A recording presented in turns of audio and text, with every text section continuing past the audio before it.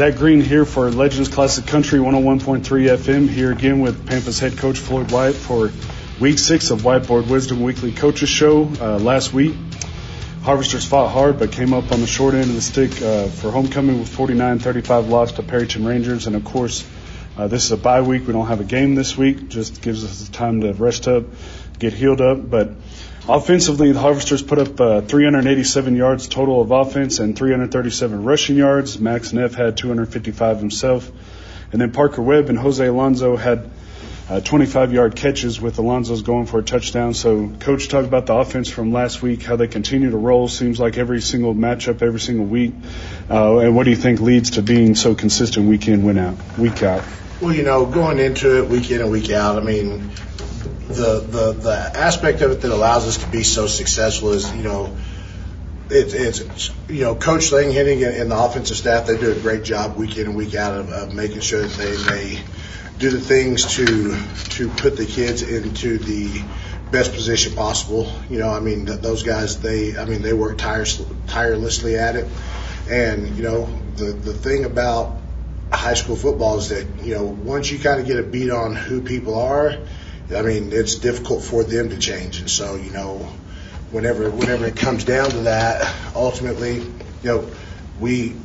coaches, most people don't realize this, but Coach Langhenning's been doing offense for a long time. Everybody thinks, well, he was just a defensive line coach at Lee. Well, the thing was that he had been very successful as offensive coordinator all the way through his career up until the point he came to Lee. And so, he does a great job doing what he does. And, but ultimately, the big thing is the kids are executing. They're doing things, and then, sometimes things get masked by the fact that we got what I feel is the best running back in the state, Max Neff. There's not many kids that can run the ball like him and Parker and Jared and those guys, and those big hog mollies up front. They can move some people around, and all of a sudden, next thing you know, we were doing the stats the other day, and we're looking at it, Max is averaging 11.5 yards per carry. He has 99 carries for 1,025 yards, 1,125, 147, or something like that. But he's one of the top runners in the entire country right now, and so that makes a huge difference for us. And we just got to make sure that we're picking up our side on the defense side. Okay, and yeah, speaking of defense. Pampa allowed 532 yards with 231 passing, 301 rushing. And, one of the keys that we talked about last week was containing number 2, Cooper Schilling, just a great, talented quarterback. And we just couldn't contain him. And then, it seemed like we get him in a good situation. Then he takes off and runs for 20 yards, gets first down. Mm-hmm. And so obviously, another one was third down conversions, getting off the field on third down. And I think they only didn't convert one time on third down last week. And so talk about that a little bit and why you think the bye week will help get ready for district and just continue to get better and improve on defense. Well, the thing is in that game is we knew that 2 was going to keep the ball in his hands. They were going to do everything they could to keep the ball in his hands. And so, early downs, first and second down, we played really well, and then we get into third down, and now we're having to cover a bunch of people, which creates a lot more space for 2 to kind of run around. And so all of a sudden he gets back there, he doesn't see what he likes, and the kid's actually fairly fast. He's a really athletic kid. I watched him triple jump like almost 45 feet this year. The kid is a really good athlete. And so, he gets out there and makes some people miss. And, we also had some untimely penalties. We had a stop on a third down. They called us for roughing. We had multiple times where we got stops, but once again, the penalties would come in and kind of extend those drives also. And so, no excuse is a good excuse. We just didn't do well enough on our execution side of the defensive side. And so, we get to use this off week to look at different things and look at ways to get different types of pressure packages on the field. We got to get some of our bigger bodies off on those passing downs and get some of our more able-bodied kids that can run and do some of those things on the field. And so, those are things that we're looking to do going into this week is, just get more speed on the field. But the good thing is that we're getting some bodies healthy that weren't healthy over the course of the last couple of weeks. And so we started talking about some of those things that we want to do with some of those guys starting yesterday, and then went ahead and started. We're actually going to be implementing it going into next week. Okay, and then we talked about penalties and the turnovers, limiting the turnovers, and it just seemed like every turnover, every penalty was just at the worst possible time for Pampa. And we ended up having 11 penalties for 107 yards, but you don't ever want turnovers and penalties to happen, but it just seemed like every situation we were driving down the field, and then Max fumbled at the 40 or whatever, and then another one was just in a bad spot. So talk about the bye week, trying to limit those penalties going into the district play and the turnovers. Well, going into it, we like you said, you hate to have the turnovers, you hate to have the penalties, and some penalties, I mean, they're so subjective. I mean, if an official believes he sees something, he believes he sees it. And I mean, whether or not that's the case or not, that one's always up for for objection, because we send in plays every week, and they'll come back and say, we missed that one, or well, I mean, that doesn't help us in the game at the particular time, but the officials are human, and sometimes they're going to err, and sometimes some of the stuff they called, I don't necessarily always agree with it, but I mean, I want to respect them in what they're doing, because I don't feel like they're trying to do anything wrong. And so we've got to get ourselves in a position and make sure that we're executing to the point where people don't make those calls against us. And and then as far as turnovers go, I mean, we created 2 takeaways. We created 2 big fumbles on almost back-to-back possessions, and that helped us out quite a bit. That helped us to get back into the game in the second quarter. But then, like I said, we had 3 turnovers, if I'm not mistaken. I know we had 2 fumbles for sure. We had Jaron on one, and we had Max on the other. And those things, they did come at really, really rough times. I mean, we're driving down to go ahead and take the lead and start to get out in front of them, and we fumble going in. And those are just things that happen. You don't like them, but at the same time, you got to understand that kids are going to be kids, and things like that are going to happen. But you just try to prep them, make sure that this week we do a lot of ball handling, a lot of things like that, to make sure that we don't have those situations, or they're not in those situations where they don't have that claw on the ball. Yeah, and some of that is Max's. He never gives up. He's always fighting, and so some of that you're going to have the other team, just trying to hack at the ball, and whenever he's carrying 4 or 5 guys, defenders down. I mean, there's no doubt. I mean, the one he fumbled, he's rolling over, and as he rolls over and is getting ready to put his arm on the ground, somebody hits him, and the ball just pops out. I mean, and that part of that is just him growing as a runner and starting to go, okay, when I'm in trouble, I need to double that ball. And sometimes we don't always do that, because we're trying to do everything we can to make sure that we get ourselves a chance to win the game. Okay. Anything else you want to talk about from the Perryton game?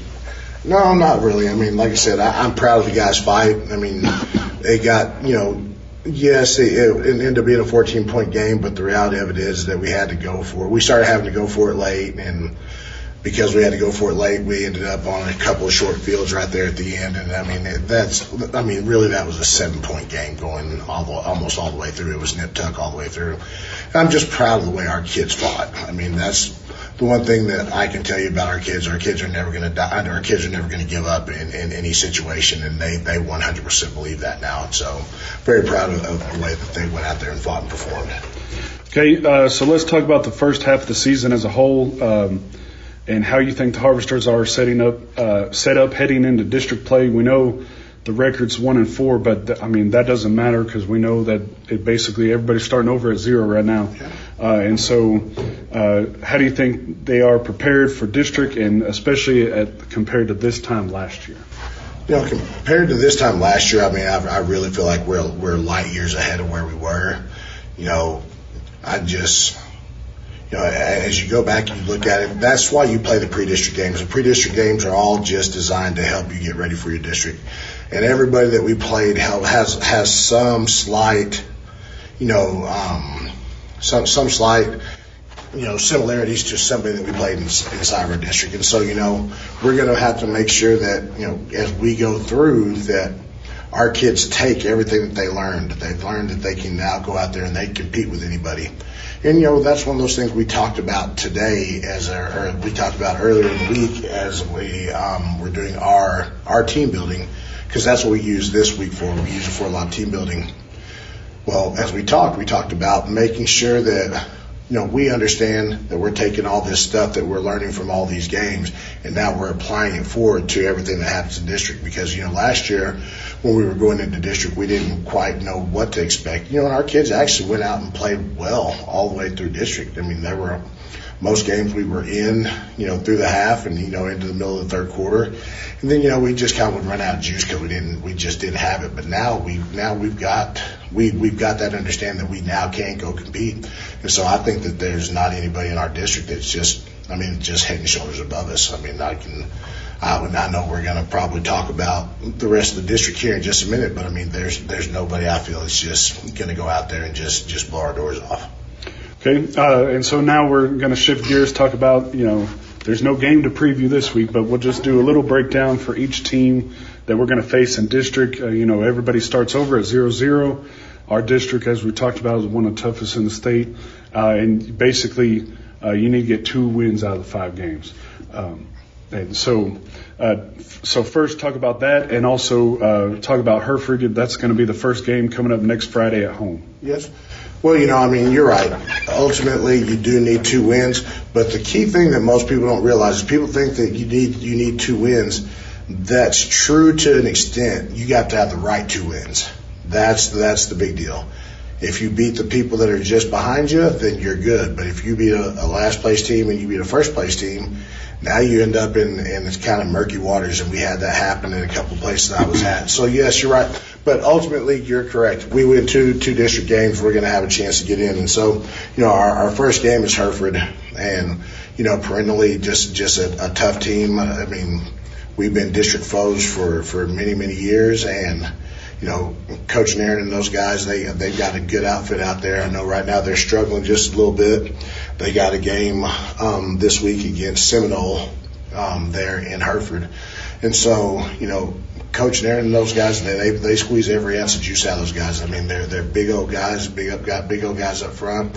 They got a quarterback that's been a starter since he was a freshman who's coming back, and, you know, they've got a good running back and a good group of receivers. And so it's going to be a heck of a tough night going out there versus those guys. But, you know, once again, it's not what we're not going to have a chance. And then, you know, after them, then we have West Plains, the defending district champs, and, you know, right now they're sitting at, I believe, number 2 in the state, and, you know, they're a dang good team. I mean, it is what it is, and, you know, they've got a lot of guys coming back, but they also, I mean, they hung 42 on us last year, but I mean, we hung 21 on them, and, you know, I always laugh and tell everybody I really felt bad walking away from that game because we gave up 42 to those guys, but basically after they played us, they hung 45 plus on everybody else, including the state champions, which was Salina. So, you know, you know, Coach Cummings and those guys, they have a good group out there, and they're playing really good football right now. And then, you know, then we have Canyon. You know, Canyon's always going to be a tough out. It doesn't matter who it is. I mean, I guess 2-3 years ago he played in the snow, had a chance to beat them, and, you know, Coach Winfrey and those guys, they do a great job. You know, right now they're rotating 2 quarterbacks around, and, you know, they're starting to kind of come into their own offensively and defensively, but you know, they're also still kind of trying to find their footing as far as who it is and what it is that they're trying to do. But I mean, that's what we're all trying to do during this pre-district slate. And then, you know, our final home game is Randall, and, you know, with Randall, what you see is what you get. I mean, they've got some big old kids up front. They have a lot of skilled kids returning. You know, some of those kids that are at West Plains were from Randall, and they had all played together, and some decided to stay at Randall, and some decided to go to West Plains. And so, you know, just basically cut Randall in half. But ultimately, what it did is it gave more kids at Randall an opportunity to play. And, you know, there's a lot of really good players over there at Randall, and they're getting out there and they're giving people all kinds of fits as well. And then, you know, then finally, you know, we end the regular season at Dumas. And Dumas is always a tough place to play. Coach Dunham, he always has his guys really, really well schooled up and ready to go. Right now, they're doing a great job. They can throw the ball all over the yard. They can run the ball. They're big up front, and they can play pretty sound defense. And so, that's the thing about this district. It doesn't matter who you play on a nightly basis. Everybody's ready to get going. So you're never going to have it easy out. And, eventually we always believe that somebody from this district is going to have a chance to play for a state championship. If you win this district, you got a chance to play for the whole ball of wax, if you will. Okay. Anything else you want to share about the upcoming district schedule or rest of the season? Well, I'm excited. I know most people wouldn't be excited. In my place, you'd be like, man, here you go. You could be 5-0, or you could be 0-5, and granted we won some games, or we won the game against Borger, but ultimately I'm not scared about where we're at. I feel like our kids are starting to really believe, and that's the one thing that they all talked about today in our team building session. They talked about how they feel now like they have more confidence than they ever have in any other time since they've been playing. They feel like they can go out there and play against anybody, and so they know now that they have a chance anytime they go out any night. So they're excited, we're excited, so it's time for us to go ahead and make some magic and get Harvester football back on the map. Okay, and then each week, as we do in the show, highlighting one player from the team. And this week, that player is number 8, senior wideout, defensive back, Jose Alonso. And one thing we didn't talk about earlier when we were talking about the Perryton game is special teams was big again. Jose had a 72-yard kickoff return for touchdown, and he also had a big 25-yard catch that we needed when we were getting back in the game in the first half. And then also one thing to mention, because I'm also the preacher at Mary Ellen Harvester Church of Christ, is Jaron Hill, Caden, Andrew Waldrop, and Jose Alonso. They came and helped us out this summer doing some stuff. Just talks about a testament to the great kids that they are, great student athletes. And so just talk about Jose, his performance on and off the field. I can't sing enough praises about Jose. We all call him Mickey. But, Jose, he's a great young man. He has great parents, and, he's talented not just on the football field. He's very talented on the basketball court. He could go outside and run a quarter for us right now if he wanted to. That's just the kind of athlete that he is. But ultimately, he started off the season, a little bit rough. But as we got going further into the season, and now that we're kind of where we're at, he's really starting to hit his stride. And it's exciting to watch him and watch how he's grown over the course of the last year. Because this time last year he was kind of half in, half out of the boat, as a lot of kids are whenever you're kind of struggling a little bit. But man, just to watch how he has grown and what kind of leader he's become.